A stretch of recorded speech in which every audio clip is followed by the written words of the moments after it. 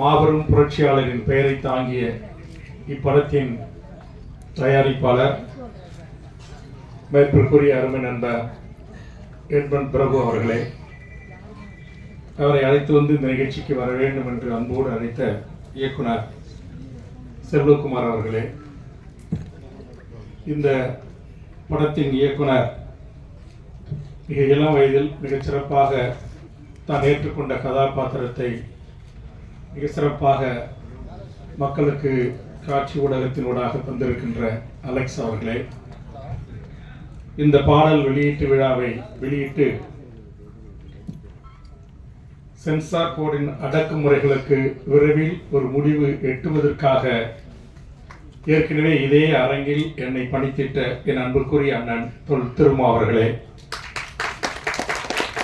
என் பெருமதிப்பிற்குரிய அண்ணன் முத்தரசன் அவர்களே, திரைத்துறையில் நான் ஒரு மாத காலம் அமெரிக்காவில் இருக்கிற தமிழ்ச்சங்கங்களின் அழைப்பை ஏற்று அங்கு பயணித்த போது தமிழ்நாட்டின் பல்வேறு வாழ்வுரிமை சிக்கல்களை குறித்து பேசிய போதும் திரைத்துறையை சார்ந்த அமர்வில் அங்கு நம்முடைய தமிழர்கள் எழுப்பிய கேள்விகளில் நான் மிக நெஞ்சுரத்தோடு நெஞ்சை நிமிர்த்தி திரைத்துறையிலும் தமிழுக்கும் தமிழ்நாட்டுக்கும் பிரச்சனை வந்தால் குரல் கொடுக்கின்ற உண்மையான ஒரு புரட்சி தமிழன் சத்யராஜ் என்று அந்த அரங்குகளில் பதிலளித்து சேக்குவராக பாத்திரத்தை ஏற்று மிகச் சிறப்பாக நடித்து இந்த படம் ஒரு வெற்றி படமாக அமைவதற்கு இந்த இயக்குநருக்கும் தயாரிப்பாளருக்கும் தன்னுடைய வாய்ப்பை தந்த அண்ணன் சத்யராஜ் அவர்களுக்கும், இந்த மேடையில் ஏற்கனவே என்னை ஒரு படத்தில் அறிமுகப்படுத்திய தயாரிப்பாளர் அண்ணன் சிவா, அம்மா கிரியேஷன் சிவா அவர்களுக்கும் வாழ்த்துக்கள் என்ற ஒரு படத்தில் பாவனாவினுடைய தாய் மாமனாக நடிக்க தெரியாமல் நடித்திருப்பேன். இங்கு கூல் சுரேஷ், அவரை யூடியூப்ல சினிமா விமர்சகர் அப்படி இப்படிலாம் சொல்லி கேள்விப்பட்டிருக்கிறேன். உண்மையிலேயே ரொம்ப கூலாக எல்லாரையும் பேசி சிரிக்க வச்சு மகிழ்ச்சி அடைய வைத்தார். அவர் வணக்கம் வைக்கலன்னு சொன்னார். வந்த உடனே அவருக்கு நான் பெரிய கும்பிடு போட்டு தான் உள்ள வந்தேன். அவர் என்னை நோக்கி கும்பிட்டார், நான் அவரை நோக்கி கும்பிட்டேன். கூல் சுரேஷ் அவர்களுக்கும் சிறந்த நடிகர் ரவி மரியான் அவர்களுக்கும், எங்கள் அண்ணாச்சி சன் டிவி இன்னைக்கு வளர்ந்து உலகத்தின் பல முனைகளில் இருக்கிற அன்றைய குழந்தை நட்சத்திரங்களுக்கெல்லாம் ஒரு மிக பிடித்தமான குடும்ப தலைவிகளுக்கு குடும்பத்தாருக்கு பிடித்தமான ஒரு அற்புதமான கலைஞன் நம்முடைய இமான் அண்ணாச்சி அவர்களுக்கும், என்னுடைய சகோதரர் KMS பாலமுருகன் அவர்களுக்கும், இங்கே நான் கரிக்கோல்ராஜ் உள்ளிட்ட மிகப்பெரிய ஆளுமைகள், பின்வரிசையில் எண்ணற்ற இந்த திரைப்படம் வெற்றி பெறுவதற்காக உழைத்திட்ட பல துறை வல்லுநர்கள், எனதருமை பத்திரிகை ஊடக நண்பர்கள், யூடியூப் நண்பர்கள், பல்வேறு மிகச்சிறந்த ஆளுமைகளாக வருகின்ற அமர்ந்திருக்கின்ற அனைத்து உறவுகளுக்கும், என்னோடு வருகின்ற அருமை சகோதரர் வேணுகோபால் உள்ளிட்ட என் தோழமை உறவுகளுக்கும் என் நெஞ்ச நிறைந்த நன்றியை இந்த நேரத்தில் நான் தெரிவித்துக் கொள்கிறேன். இந்த படத்தில் கட் செய்யப்பட்ட காட்சிகள், தடை செய்யப்பட்ட காட்சிகள் என்று ஒளிபரப்பிய அந்த காட்சிகள் அத்தனையும் மிக அற்புதமான காட்சிகள். எது எல்லாம் மக்களுக்கு சென்று சேர வேண்டுமோ அது அத்தனையும் தடுக்கிற கூட்டம் திட்டமிட்டு சட்டம் போட்டு தடுத்து கொண்டே இருக்கிறது. அந்த தடைகளை உடைத்து அந்த உத்தரவுகளை மீறி இந்த படம் வெளி உலகத்திற்கு வரும் என்பதற்கு எடுத்துக்காட்டு தான் அண்ணன் சத்யராஜ் அவர்களால் இன்றைக்கு பாடப்பட்டு ஒலிக்கப்பட்ட அந்த அற்புதமான பாடல். அது அண்ணன் திருமா அவர்களின் வரிகளில் உதிர்த்த வார்த்தைகளாக இருக்கலாம், கருவாக இருக்கலாம். என்னை பொறுத்தவரையில் அந்த மூன்று கருத்துக்களையும் இன்றைய இந்திய தணிக்கை துறைக்கு எதிராக அண்ணன் திருமா அவர்களும், முத்தரசன் அவர்களும், வேல்முருகன் அவர்களும், அண்ணன் சத்யராஜ் அவர்களும் சேர்ந்து இங்கே அருமை சகோதரர் எட்மண்ட் பிரபு போன்ற மிக சமூகத்தில் கஷ்டப்பட்டு உழைத்து சில தயாரிப்பாளர்களை இங்கே வெளிநாட்டுக்கான தயாரிப்பு பொறுப்பை ஏற்றுக்கொண்டிருக்கிற நண்பர் உள்ளிட்டவர்களுக்கும் நன்றி.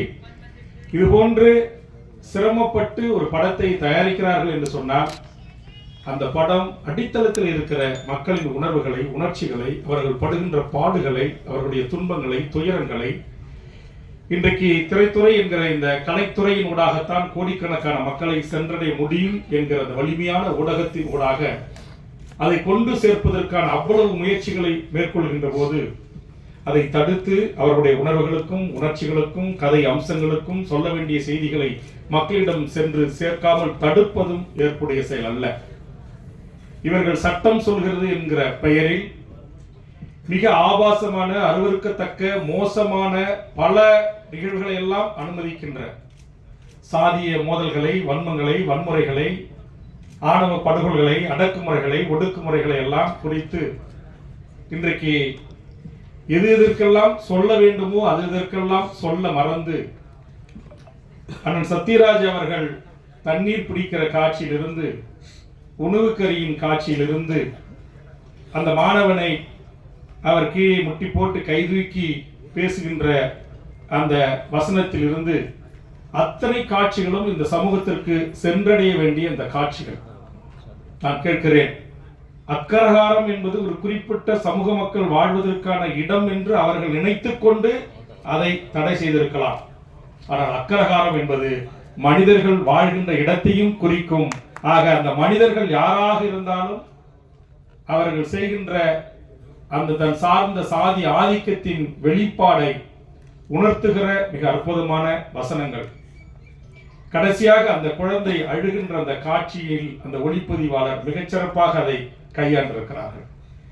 இதிலே இது போன்ற ஒரு குறைந்த நிதியை கொண்டு படத்தை தயாரிக்கின்ற போது ஒவ்வொரு துறை சார்ந்த ஒளிப்பதிவாளரிலிருந்து, இசையமைப்பாளரிலிருந்து, ஒவ்வொரு துறை சார்ந்த நடிகர்களும் தங்களுக்கு ஏற்பளிக்கப்பட்ட இந்த கதையின் பாத்திரத்தை மிகச்சிறப்பாகவே செய்திருப்பதாக நான் அறிகிறேன்.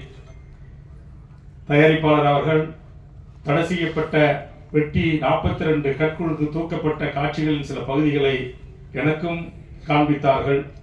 உண்மையிலேயே அது வேதனையாக இருக்கிறது. தொடர்ச்சியாக இதுபோல விளிம்பு நிலையில் இருக்கிற ஒடுக்கப்பட்ட, பிற்படுத்தப்பட்ட, தாழ்த்தப்பட்ட நமது சிறுபான்மை மக்கள் தங்கள் உணர்வுகளை வெளிப்படுத்துவதற்காக இந்த காட்சியை இது போன்ற திரைத்துறையின் முகராக பயன்படுத்துகின்ற போது அது மக்களிடத்தில் சென்று சேர்ந்துவிடும். மக்களிடத்தில் மிகப்பெரிய ஒரு விழிப்புணர்ச்சி ஏற்படும், ஒரு சமூக புரட்சி ஏற்படும் என்பதற்காகத்தான் இன்றைக்கு அதை அவர்கள் திட்டம் போட்டு வெட்டி தூக்கி இருக்கிறார்கள். இங்கே யூடியூபர் நண்பர் குறிப்பிட்டது போல் இன்றைக்கு 42 அந்த காட்சிகளில் அவர்கள் இது இடஒதுக்கீடு குறித்து பேசுகிறது, சமூக நீதியை குறித்து பேசுகிறது. இது சமூக நீதியின் பிறப்பிடமாக இருக்கிற தமிழ்நாட்டில் சமூக நீதியை குறித்து பேசாமல் எப்படி ஒரு ஒடுக்கப்பட்ட விளிம்பு நிலையில் இருந்து வருகின்ற ஒரு சிந்தனை உள்ள, பகுத்தறிவு உள்ள ஒரு தயாரிப்பாளர், இயக்குனரால் அதை தவிர்த்து எப்படி படம் எடுக்கப்பட முடியும்? இன்றைக்கு நீட்டிலிருந்து, நெட்டிலிருந்து எல்லா தேர்வுகளுக்கும் தமிழ் சமூகத்தின் இளையோரை, முதல் தலைமுறை கல்வி கற்கின்ற இளைய தலைமுறையை, அந்த கல்வியை பறிக்கின்ற ஒரு மோசமான ஒரு சூழல் இன்றைக்கு நிலவுகிறது. அதுபோன்று புத்தகங்களை பறித்து அவர்கள் குறித்த வசனமாக இருக்கலாம். இன்றைக்கு சென்னை IIT, AIM போன்ற உயர் கல்வி நிறுவனங்களில் இந்த பெரும்பான்மை ஒரு இடத்திலே அவர்கள் சொல்வார்கள் 3% 97% குறித்த வசனங்கள். ஆம், இன்றைக்கும் 97% மக்களுக்கு கிடைக்க வேண்டிய நியாயமான கல்வி உரிமை, வேலைவாய்ப்பு உரிமை பறிக்கப்பட்டு 3% அந்த இடங்களை கைப்பற்றிக் கொள்கிறார்கள். இதை எங்கள் இளைய தலைமுறைக்கு விஜய் தொலைக்காட்சியில் உட்கார்ந்து கொண்டு எதற்காக எங்களுக்கு இடஒதுக்கீடு புரட்சியாளர் அம்பேத்கர் அவர்கள் அரசியல் சாசன சட்டத்தில் பெற்றுத்தந்த உரிமை, அந்த உரிமையை இன்றைக்கு மறுதலித்து பேசுகின்ற எம் உறவுகள் இந்த இடஒதுக்கீட்டுடைய தாற்பயத்தை புரியாமல் இருக்கிறார்கள். அந்த தாற்பயம் புரிய வேண்டும் என்பதற்காக தான் புரட்சி தமிழன் சத்யராஜ் அவர்கள் சொன்ன அந்த வசனத்தில் வருகின்ற காட்சி 2000 ஆண்டுகளாக மறுக்கப்பட்ட உரிமை என்கிறதை அவர் அழகாக அந்த காட்சியோடாக அற்புதமாக அதை கொண்டு சேர்த்திருக்கிறார் நம்முடைய இயக்குனர் அவர்கள். ஆக இந்த செய்திகள் எல்லாம் ஒடுக்கப்பட்ட, மிகப்பிற்படுத்தப்பட்ட, தாழ்த்தப்பட்ட முதல் தலைமுறை கல்வியை பெறுகின்ற இந்த மக்கள் இந்த இடங்களில் வருவதை சகித்துக் கொள்ள முடியவில்லை. இன்றைக்கு பெரும்பான்மையான பத்திரிகை ஊடகங்கள் கூட நம் தமிழர் சார்ந்த ஊடகங்களாக இருந்தாலும் கூட அதனுடைய தலைமை பொறுப்புகளை, எடிட்டிங் இன் சீஃப் என்று உயர்ந்த பொறுப்புகளில் இருக்கின்ற அந்த 3% வருகின்றவர்கள் அங்கேயும் நமக்கான தடையை போடுகிறார்கள். ஆக இதையெல்லாம் உடைத்தெறிந்து இன்றைக்கு இந்த சமூக நீதி இந்த மண்ணில் நிலைவர வேண்டும். இந்த சமூக நீதி மண்ணாக தமிழகம் இருக்கிறது என்று சொன்னார் தந்தை பெரியார், பேரறிஞர் அண்ணா, கலைஞர் என்கிற மகத்தான நம்முடைய முன்னோர்கள், நம்முடைய முன்னத்தி ஏறுகள் இந்த மண்ணில் செய்திட்ட தியாகங்கள், அதையெல்லாம் நினைவு கூர்ந்து நாளைய தலைமுறைக்கு இது போன்ற மிகப்பெரிய ஒரு காட்சி ஊடகத்தின் ஊடாக, அதுவும் திரைத்துறையின் ஊடாக இந்த செய்திகளை எடுத்துச் செல்கின்ற இது போன்ற படங்களை இன்றைக்கு சென்சார் போர்டு ஏன் அனுமதிக்க மறுக்கிறார்கள்? அங்கு நமக்கான குரல்கள் இல்லையா, நமக்காக பேசுவதற்கு இல்லையா என்கிற அந்த நிலையை அந்த ஒட்டுமொத்த சென்சார் போர்டில் இருக்கிற உறுப்பினர்களின் ஒரு பக்கம் நிறுத்தி இந்த நியாயத்தை, இவர்களுக்கு கேட்கப்பட்டிருக்கிற அநீதியை நாளை இந்திய நாடாளுமன்றத்தில் என் அண்ணன் திருமா அவர்கள் ஓங்கி ஒழிப்பார். இந்த அமெரிக்காவில் இருந்து வருகிற உடனேயே டெல்லி நாடாளுமன்றத்தில் அண்ணன் திருமா, கனிமொழி போன்ற, திருச்சி சிவா போன்ற மிகச்சிறந்த நம்முடைய தமிழ்நாட்டு நாடாளுமன்ற உறுப்பினர்கள் உரையை கேட்டேன். ஒரு பொருளை குறித்து மிக ஆழமாக, அறிவுபூர்வமாக, வரலாற்று ரீதியாக, சட்ட ரீதியாக மிகச் சிறப்பாக இன்றைக்கு இந்திய நாடாளுமன்றத்தில், அது எஸ்சி எஸ்டி மக்களாக இருக்கலாம், இஸ்லாமிய மக்களாக இருக்கலாம், மிக பிற்படுத்தப்பட்ட மக்களின் உரிமையாக இருக்கலாம், அனைத்து மனிதகுல மக்களின் பிரச்சனைகளுக்கு மிக ஆழமாக அறிவோடு இன்றைக்கு இந்திய நாடாளுமன்றத்தில் புரட்சியாளர் அம்பேத்கருக்கு பிறகு ஒரு தலித் சமூகத்தில் பிறந்து இந்தியாவையே திரும்பி பார்க்கக்கூடிய ஒரு ஆளுமையாக அண்ணன் திருமா அவர்கள் வாழ்ந்து வருகிறார். அவரும் நானும் அண்ணன் முத்தரசன் போன்றவர்களும் அண்ணன் சத்யராஜ் போன்றவர்களும் சேர்ந்து இங்கே வீட்டில் இருக்கிற அண்ணன் இமான் அண்ணாச்சியில் தொடங்கி கூல் சுரேஷ் வரையில் திரைத்துறையில் இந்த ஆதிக்கத்திற்கு எதிராக, இந்த அநீதிக்கு எதிராக போராடுகின்ற தமிழ் சமூகத்தின் உறவுகளை கைகோர்த்து விரைவில் இந்த ஆதிக்க கொட்டமடிக்கின்ற, ஆதிக்க திமிரோடு நடந்து கொள்ளுகிற தமிழ் சமூகத்தின் அடிப்படை உரிமைகளுக்காக, தேவைகளுக்காக திரைத்துறையிலும் காட்சி அமைக்கின்ற இது போன்ற தயாரிப்பாளர்கள் கஷ்டப்பட்டு தயாரிக்கின்ற படங்களில் அரை மணி நேரம் 42 கட்டு 72 கட்டு என்கிற அளவில் இந்த முழுமையான சொல்ல வேண்டிய செய்தியை எமது தமிழக மக்களுக்கு எடுத்து செல்ல மறுக்கின்ற அந்த சென்சார் போர்டு என்கிற அந்த ஆதிக்க கோட்டை விரைவில் உடைத்தெறிவதற்கு, கோட்டை உடைத்தெறிவதற்கு என்று தான் சொன்னேன். நான் டோல் கேட்டை உடைத்திருந்தது போல் என்று நான் சொல்லவில்லை. ஒரு ஜனநாயக ரீதியான, அது என்னுடைய பாணி போராட்டம் என்பது உங்களுக்கு தெரியும். நான் திரைத்துறையை ஆதரித்தாலும் உறுதியாக ஆதரிப்பேன், எதிர்த்தாலும் கத்தி படத்தில் சத்தியம் திரையரங்குக்கு என்ன நேர்பட்டது என்பதை பலர் அறிவார்கள். ஆக என்னை பொறுத்தவரையில் ஒரு பிரச்சனையில் என்னை ஒருமுகப்படுத்திக் கொண்டு அவர்களுக்காக குரல் கொடுக்க போராட தொடங்கினால் அந்த போராட்டம் வெற்றி பெறும். அது மக்களை அணிதிரட்டி நடத்துகிற போராட்டம்.